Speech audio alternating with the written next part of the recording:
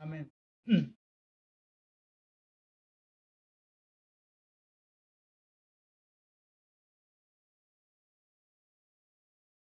Feliz sábado, queridos hermanos y hermanas. La paz del Señor sea en sus corazones. Ah, quizás no debiera decirlo, pero lo siento en el corazón también. Quiero disculparme por haber llegado tarde esta mañana. Tuvimos unos atrasos imprevistos y el camino fue largo, entonces no pudimos venir a tiempo. Yo hubiera querido estar a tiempo en la escuela sabática, al principio de la escuela sabática, pero de todos modos hemos sido bendecidos por el Señor por llegar y reunirnos con ustedes esta mañana aquí en su casa de oración. Así que les agradezco su paciencia y su comprensión. Esta mañana vamos a tener una meditación y el título del tema es El plan y fundamento de la salvación. En su entrevista con Nicodemo, Jesús trazó el plan de salvación completo. Dice la sierva del Señor que en ninguna otra ocasión Jesús habló totalmente como habló con Nicodemo. Y ahora nos vamos a ocupar también del tema del plan de la salvación en su fundamento. Porque en esta ocasión Jesús tuvo otra oportunidad de hablar a sus discípulos a través de ejemplos tan importantes. Y vamos a ir paso a paso. El propósito es que logremos entender cuál es el plan y fundamento de la salvación, en qué consiste. Porque como dije, cuando habló con Nicodemo, le especificó el tema del plan de la salvación. Y nosotros hemos tenido la oportunidad de estudiarlo y ojalá que lo tengamos atesorado en el corazón. Dice la palabra de Dios que para la salvación, ¿cómo se llama? Muchos son los llamados, pero ¿qué? Pocos los escogidos. Yo ahorita puedo contar, quizás con los dedos de las manos, cuántos hay aquí. De manera, hermanos, que ustedes siéntanse dichosos, juntamente conmigo, de estar en la casa del Señor. Iba acercándose el tiempo de la Pascua, la última Pascua que Cristo iba a vivir aquí en la tierra. Iba con sus discípulos. Dice que su corazón tenía la paz de la perfecta unidad con la voluntad del Padre. Fíjense esas palabras. Su corazón tenía la paz de la perfecta unidad con la voluntad del Padre. Él iba con sus discípulos hacia Jerusalén. Y en cierto lugar los llamó aparte para hablarles. Dice que con paso ansioso él avanzaba a llegar hacia el lugar de ¿qué? El lugar del sacrificio. Él sabía lo que iba. Sabía que su hora estaba cerca. Entonces, en su grande amor y compasión por sus discípulos, los saca del camino para hablarles. Durante el estudio entendemos que no eran solo sus 12 discípulos que andaban con él. Había más gente con él en ese grupo. Y vamos a ver de un personaje especial. Nuestra meditación se basa en San Mateo capítulo 20, del versículo 17 en adelante. Vamos a ir poco a poco. Y subiendo Jesús a Jerusalén, tomó sus 12 discípulos aparte en el camino y les dijo: He aquí subimos a Jerusalén, y el Hijo del Hombre será entregado a los príncipes de los sacerdotes y a los escribas, y le condenarán a muerte, y le entregarán a los gentiles para que le escarnezcan y azoten y crucifiquen, mas al tercer día resucitará. Les hizo una síntesis de los acontecimientos que iban a ocurrir en esos días. Pero dice que los discípulos nada entendían de estas cosas, que estas palabras estaban como encubiertas para ellos, no podían entender. Ellos creían, dice, que a pesar de cualquier dificultad que se presentara, el reino se iba a establecer prontamente. Y es que esa era la mentalidad de los discípulos. El reino se iba a establecer ahí, aquí en la tierra, y Cristo iba a ser el rey y ellos iban a estar muy bien con él. Se nos da un caso de dos hermanos, porque en este camino hacia Jerusalén se presentó esta situación. Encontramos a Juan y Santiago. Se llaman, la palabra de Dios dice, los hijos de Zebedeo. Ellos fueron de los primeros que se unieron con Jesús. Y dice que alegremente habían dejado a su familia y a sus amigos para estar con él. Fíjense, alegremente dejaron su familia y amigos y se fueron a andar con Jesús. Juan era el que quería, el que estaba siempre al lado de Jesús, siempre junto a él, junto a él. Y Santiago deseaba tener una mejor relación con Jesús. Ellos, dice, como los demás discípulos, recordaban a la palabra de Dios que decía: muchos se sentarían con Abraham, Isaac y Jacob en el reino de Dios. Eso está escrito y ellos lo recordaban. Que los 12 discípulos iban a ocupar puestos de alto honor en el reino de Jesucristo.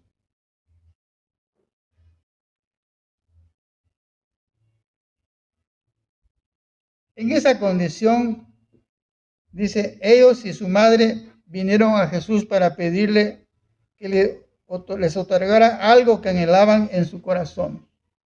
Por eso dije que no solo los discípulos andaban con Jesús, ahí andaba la madre de ellos. Dice que esta señora, esta hermana, apoyaba muy generosamente a Jesús en su obra. O sea, era discípulo de Cristo también. Andaba con él y le servía y lo apoyaba muy grandemente. Entonces, Juan y Santiago y ella se pusieron de acuerdo para hablar con Jesús. Y entonces dice: queremos hablarte, queremos pedirte algo. Y Jesús le dice, bueno, eso está en San Mateo 20:21. ¿Qué queréis que os haga? Era preguntar, ¿qué queréis que os haga? Y la madre dice con toda osadía: di que se sienten estos dos hijos míos, el uno a tu mano derecha y el otro a tu mano izquierda en tu reino. Vemos que aquí hay una petición, puede ser muy, muy importante, muy buena para una madre o un padre, que sus hijos se superen y que logren buenas posiciones.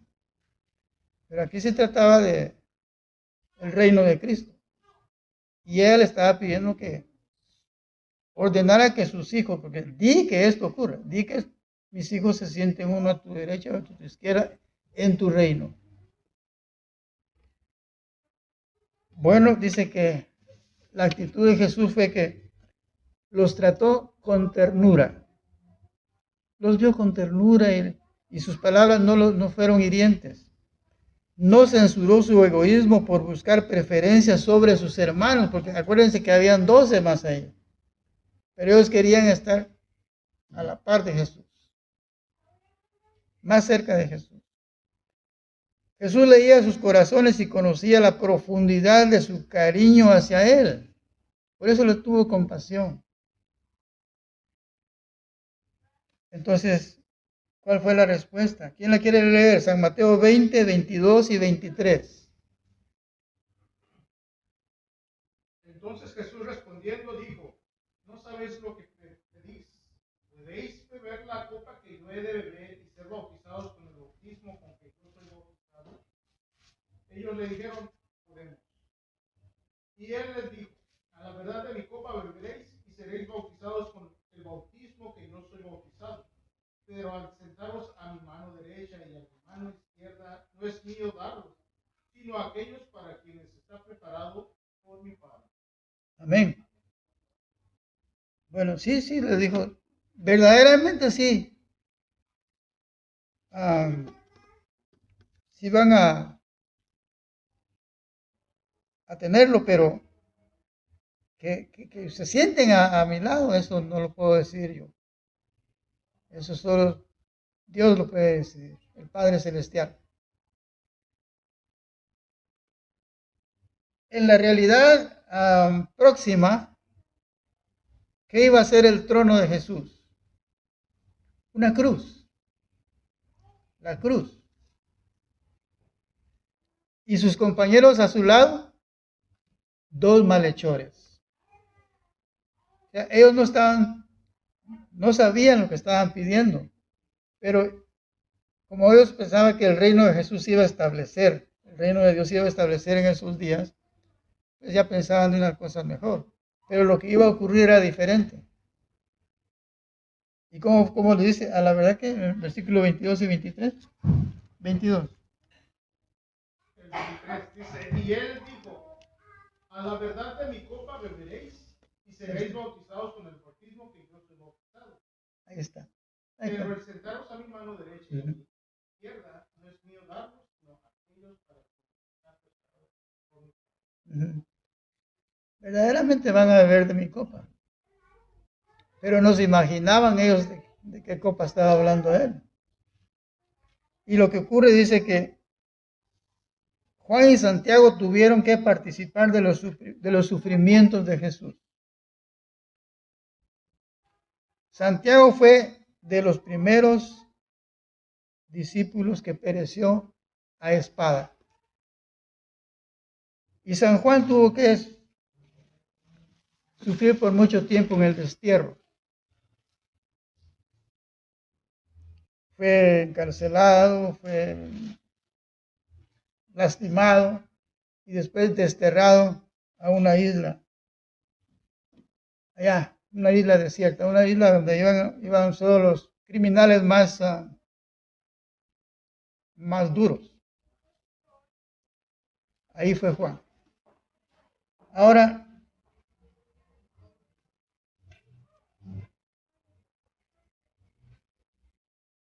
con el tiempo, con los años, el Señor le reveló a Juan cuál sería la condición de la proximidad en el reino de Cristo. Pasando después de mucho sufrimiento, después de muchas cosas que tuvo que sufrir San Juan, tuvo revelaciones de Dios. Y entonces fue cuando se le reveló la condición de la proximidad en el reino de Cristo. Dice, Cristo le dijo en sus revelaciones, al que venciere, yo le daré que se siente conmigo en mi trono, así como yo he vencido y me he sentado con mi Padre en su trono. Pero era pues después de sufrir. Cristo sufrió la vergüenza de la cruz y la muerte de un criminal por nosotros. Y Juan había sufrido, cuando Juan escribió estas cosas, tendría como unos 100 años de edad. Así que ya tenía varios años de estar sufriendo el exilio, el destierro. Al que venciere yo le haré columna en el templo de mi Dios y escribiré sobre él. Fíjense en esta promesa. Y escribiré, primero, lo haré columna en el templo de mi Dios. Y escribiré sobre él el nombre de mi Dios y el nombre de la ciudad de mi Dios, la nueva Jerusalén, la cual desciende del cielo de con mi Dios y mi nombre nuevo. Yo me quedaría con lo último, que Cristo escriba su nombre en mí. Bueno, eso está en Apocalipsis 3, 21 y 12 y Apocalipsis 19, 12 y 13. Así que estas son las revelaciones que Cristo le dio al discípulo, a Juan. Ahora vamos a volver a donde nos quedamos. Ellos iban en el camino, Cristo los apartó para hablarles y darles enseñanza. Ahora, vamos a ver qué dice San Mateo 20, 24 y 25, por favor. ¿Quién lo lea?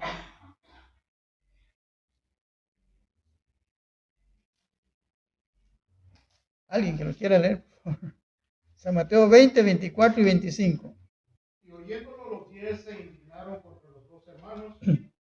Entonces Jesús, llamándolos, dijo: ¿Sabéis que los príncipes de los gentiles se enseñorean sobre ellos, y los que son grandes ejercen sobre ellos autoridad? ¿Por qué? Porque los discípulos se enojaron, los 10 discípulos se enojaron con los 2 que se habían acercado a él a pedirle privilegios. Pero entonces Jesús viene, ya les viene a explicar. 24 y 25.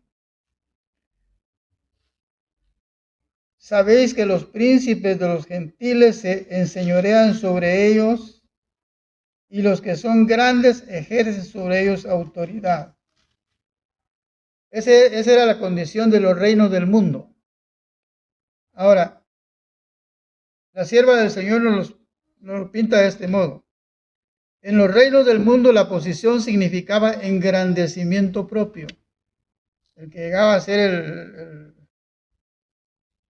el rey, pues, emperador en ese tiempo, ¿verdad?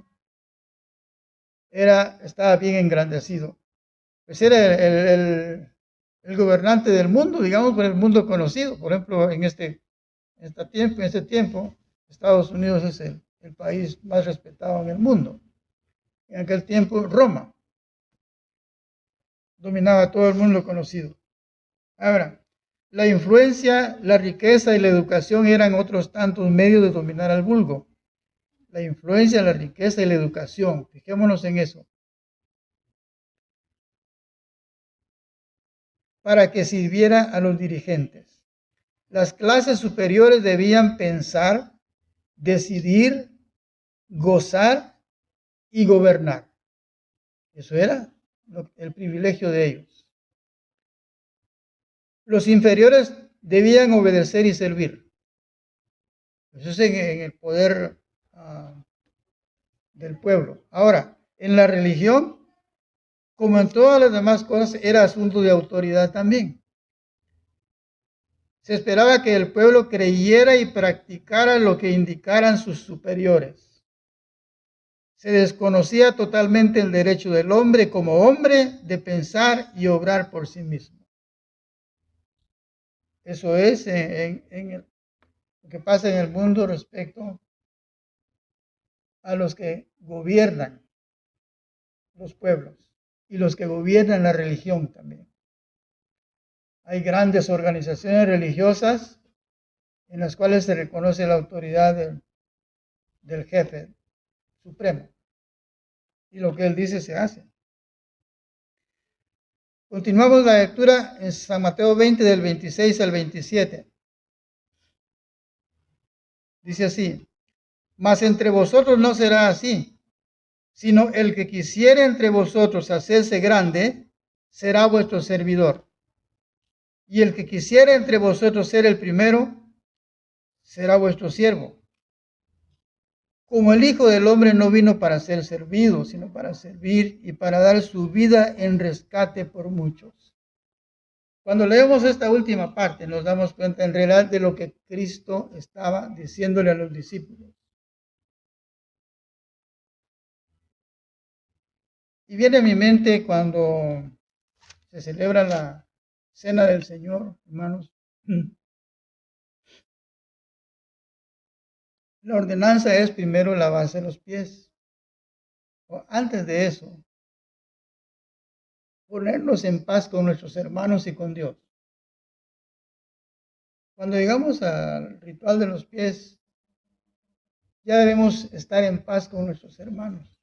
No debe haber celos, envidias, chismes, acusaciones. No debe haber eso. Y cuando nos lavamos los pies, debemos hacerlo con toda la sencillez y la humildad que requiere el ritual delante de Dios. Porque estamos cumpliendo una ordenanza de nuestro Señor Jesús, siguiendo el ejemplo de Él. Él dice, y para dar su vida en rescate por muchos. No vino para ser servido, sino para servir. Y a veces nosotros sentimos, digamos, un poco de orgullo. A veces se busca la familia para lavarse los pies con la familia. ¿Qué? Pues, no importa, no tenemos que hacer acepción de personas. Todos somos iguales. Y no debemos sentirnos menos al celebrar el ritual. Porque después venimos y tomamos el vino y comemos el pan tranquilamente. Pero, hermanos, tomemos en cuenta lo que el Señor nos está diciendo esta mañana. Cristo estaba estableciendo un nuevo reino sobre principios diferentes. Él llamaba a los hombres no a asumir autoridad, sino a servir.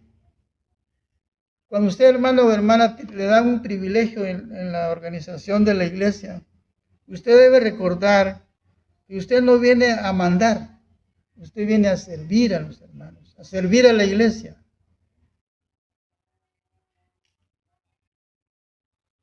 A sobrellevar los fuertes, las flaquezas de los débiles.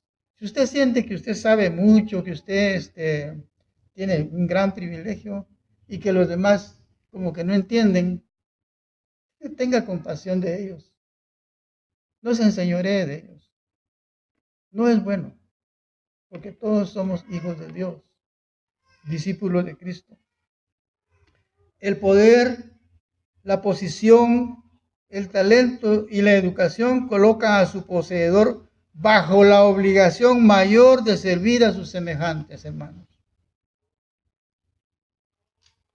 Mientras más puestos elevados tengamos, más responsabilidad tenemos para con nuestros hermanos, nuestro prójimo, y más obligación de servir. Para estar cerca de Cristo hay que beber hondamente del espíritu de su amor desinteresado. Ese amor que se define claramente, ¿dónde? En 1 Corintios 13, del 4 al 7. 1 Corintios 13, del 4 al 7. Quisiera que algún hermano lo leyera con firmeza. O hermana, por favor.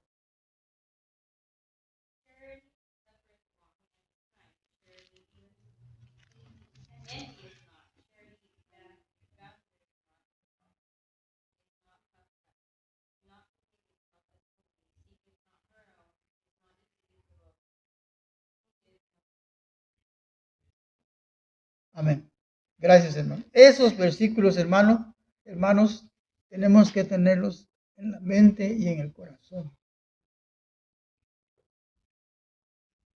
Para estar cerca de Cristo, dice, hay que beber, gracias, hermano, hondamente del espíritu de su amor desinteresado.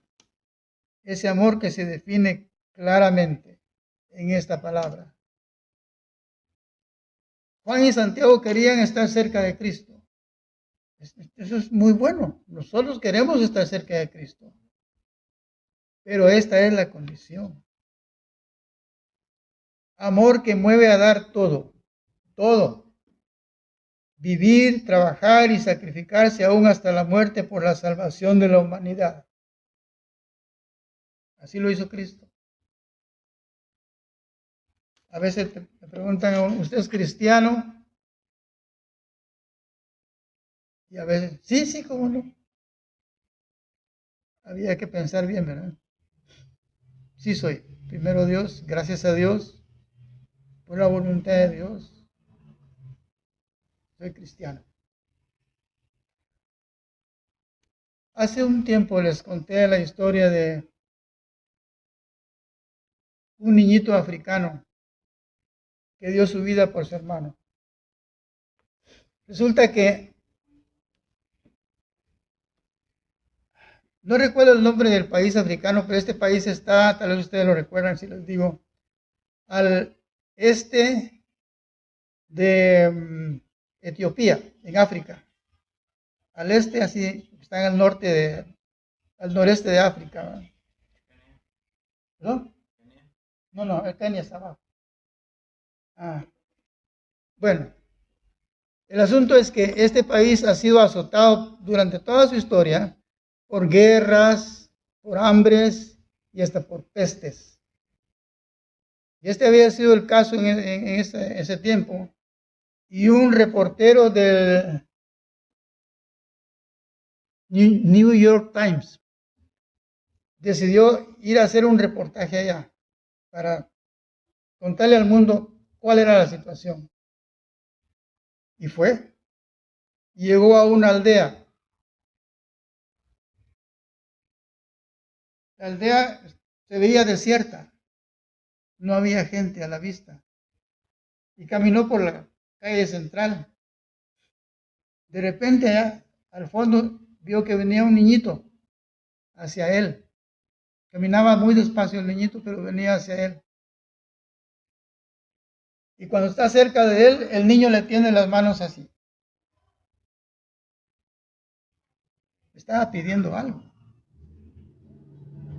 Y él buscó qué le podía dar. Y en su bolsa encontró una naranja y se la dio al niño.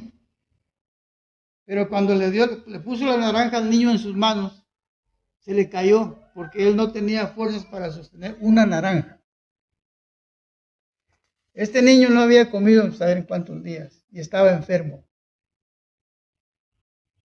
Entonces el reportero sacó su navaja, partió la naranja y le dio la mitad. Entonces la mitad sí la pudo sostener. Pero el niño no se la comió allí. Dio la vuelta y se regresó por su camino. Y el reportero se le quedó viendo y decidió seguirlo para ver a dónde iba el niño. Lo siguió y lo vio entrar a una choza media deshecha. Y él entró también. Y vio que en el piso había otro niñito más pequeño, inanimado. Estaba tan enfermo que no se podía levantar. Estaban desnutridos, pues. Entonces el niñito grande, con la mitad de la naranja, agarró y empezó a exprimirla en la boca del niño. Porque el niñito tampoco podía sostener la naranja, pero pudo alimentarse del jugo de la naranja que el hermano grande le estaba exprimiendo. Bueno, el reportero vio qué bien, lo dejó y se fue a seguir observando. Al otro día volvió allá a la choza y el niño grande había muerto, pero el pequeñito estaba sentado. El pequeño había vivido. Le bastaron unas poquitas gotas de jugo de naranja para nutrir su cuerpo y reforzarse.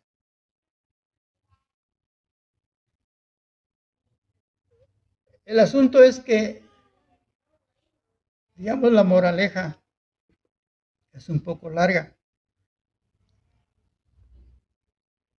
Cristo vino a esta tierra, un mundo lleno de pecado. Pues la peste que había pasado en la aldea dice que había inundado con mal olor el ambiente. Y cuando nosotros pensamos que los seres celestiales vienen en una atmósfera limpia, no hay malos olores, vienen a este mundo, creo que tienen que tapar la nariz, no sé qué, pero tienen que soportar el olor, mal olor del pecado. Cuando usted pasa en los lugares donde hay lamentablemente personas indigentes, descuidadas, siente mal olor y prefiere usted pasar rápido. Pero Jesús vino a esta tierra llena de pecado, llena de pecadores, llena de maldad, y Él decidió dar su vida para salvar, para que nosotros seamos salvos. Ese niñito prefirió no comer para darle a su hermanito. El hermano vivió y él murió. Son pequeñas historias que nos hacen entender el amor de Jesús. Nos hacen entender el amor de Jesús por cada uno de nosotros, que somos tan indignos por ser pecadores, por a veces aún siendo miembros de iglesia, no tenemos compasión de nuestros hermanos ni de nosotros mismos. Eso es lo que ocurre. Porque al no tener compasión de nuestros hermanos, no nos compadecemos a nosotros mismos y no cumplimos el amor de Cristo. Porque si nosotros no nos compadecemos de los hermanos, nosotros vamos a quedarnos. Nosotros vamos a perecer. Entonces tenemos que conocer realmente, hermanos, lo que es el plan y fundamento de la salvación. En Filipenses 1:21 leemos lo que el apóstol Pablo dice: para mí el vivir es Cristo y el morir es ganancia. Es mejor, hermanos, que muramos al pecado, como estudiamos en la lección, y vivamos para Cristo en novedad de espíritu, en novedad de vida. Cristo y el morir es ganancia, dice el apóstol Pablo, porque su vida revelaba a Cristo ante los hombres. Ganancia para Cristo porque su muerte pondría de manifiesto el poder de su gracia y ganaría almas. ¿Cuántos de nosotros no leemos ahora las epístolas del apóstol Pablo? Y qué grande enseñanza, qué gran evangelista, qué gran siervo de Dios.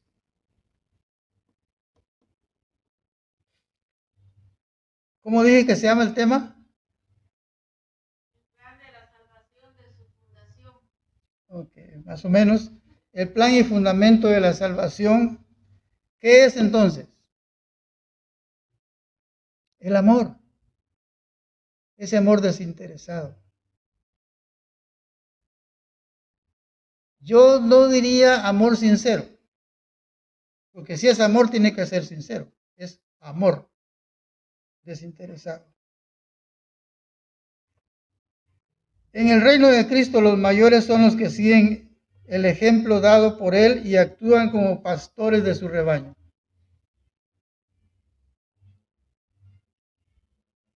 Los mayores son los que siguen el ejemplo dado por Cristo y son como pastores para el rebaño. Dice,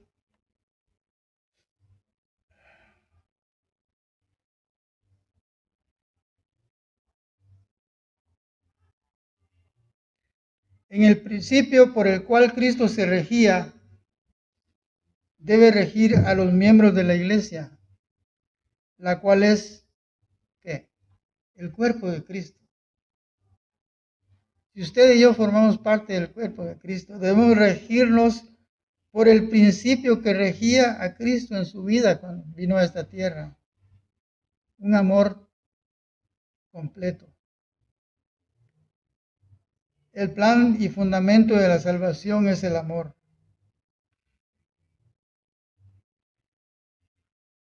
Vamos a ver qué dice 1 Corintios 10, 32 y 33.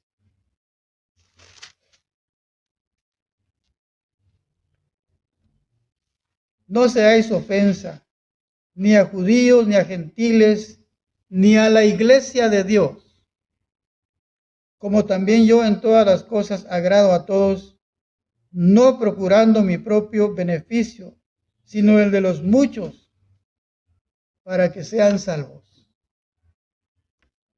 Una entrega de esa forma, hermanos, es lo que nosotros necesitamos cada día. Cada día presentarnos al Señor en estas circunstancias.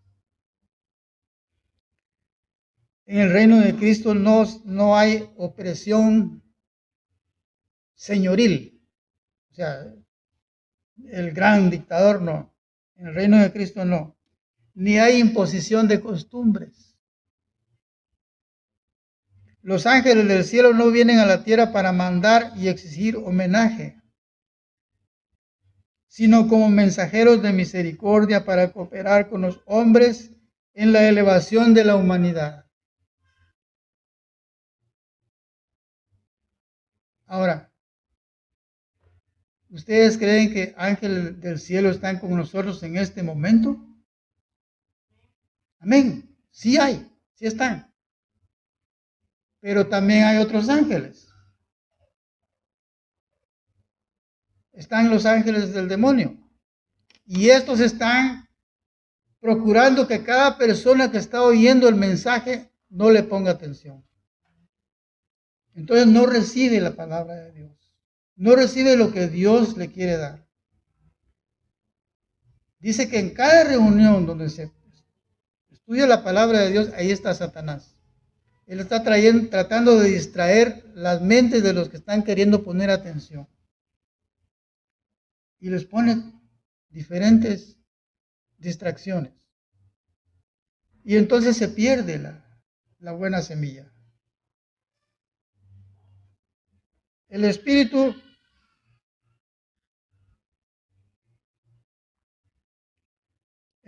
que animaba a la iglesia primitiva, ¿cuál era? Todos somos uno. Eso era el principio. Porque todas las cosas que ellos poseían eran para todos. Los que tenían casas las vendían y todo el producto de la venta de casas era para sostenimiento de los hermanos. Dice que nadie decía ser suyo lo que poseía. Ahora, se supone que nosotros en este tiempo tendríamos que estar en la misma condición, porque estamos esperando la pronta venida de Cristo. Ellos creían que Cristo iba a venir prontamente de regreso. Y nosotros decimos, Cristo viene pronto. Ya viene Cristo, preparémonos. Pero luego como que nos adormecemos. Repito, el espíritu que animaba a la iglesia primitiva era el principio del amor de Cristo, el fundamento de la salvación, el principio y fundamento de la salvación. Dice aquí unas palabras de la hermana White: queridos hermanos, recordemos y sigamos tan grande y fiel ejemplo, y no caiga sobre nosotros aquel reproche. Vamos a leer los Apocalipsis 2, 4 y 5. Apocalipsis 2, 4 y 5.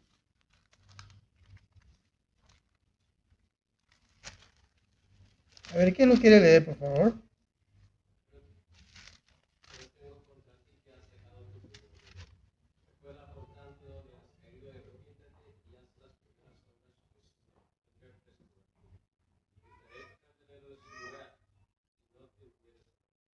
Amén. Ese reproche no fue solamente para una de las iglesias. Sigue siendo para nosotros, sigue siendo actual. Tengo contra ti que has dejado tu primer amor. Yo quiero examinarme a mí mismo. Y no necesito abrir mi corazón, porque sé que de una u otra forma también le fallo al Señor. Entonces debo corregir esa situación. Tengo que tratar, tengo que hacer lo posible, tengo que esforzarme. Y tengo que pedirle al Señor su Santo Espíritu. Que el Espíritu del Señor haga en mí esa obra de regeneración y reforma que todos necesitamos. Que cada día que vamos a empezar, Dios dirija nuestras vidas y propósitos. Que no seamos egoístas, pensando solo en nuestro bienestar y superación en el mundo. Esas son bendiciones adicionales que Dios nos da. Pero primero tenemos que entregarle nuestro corazón. Rendir el corazón a Dios para que Él, digamos, empezando el día, nos dé una buena jornada de trabajo. Nos ayude a hacer bien nuestro trabajo porque estamos recibiendo un salario y tenemos que ser fieles también al que nos ha contratado. Y Dios nos va a bendecir. Hacemos un buen trabajo y bendice al patrono porque él también obtiene un buen beneficio de un buen trabajo. Encomendémonos a Dios de mañana y de tarde y estemos atentos a la exhortación, dice, con que termina cada mensaje a las iglesias. Fijémonos en ese mensaje. El que tiene oído, oiga lo que el Espíritu dice a las iglesias. Hay 7 mensajes y 7 veces se repite este final. Que el Señor bendiga su palabra y nos ayude a que meditemos y que nos decidamos a entregarle nuestro corazón y convertirnos a Él. Amén.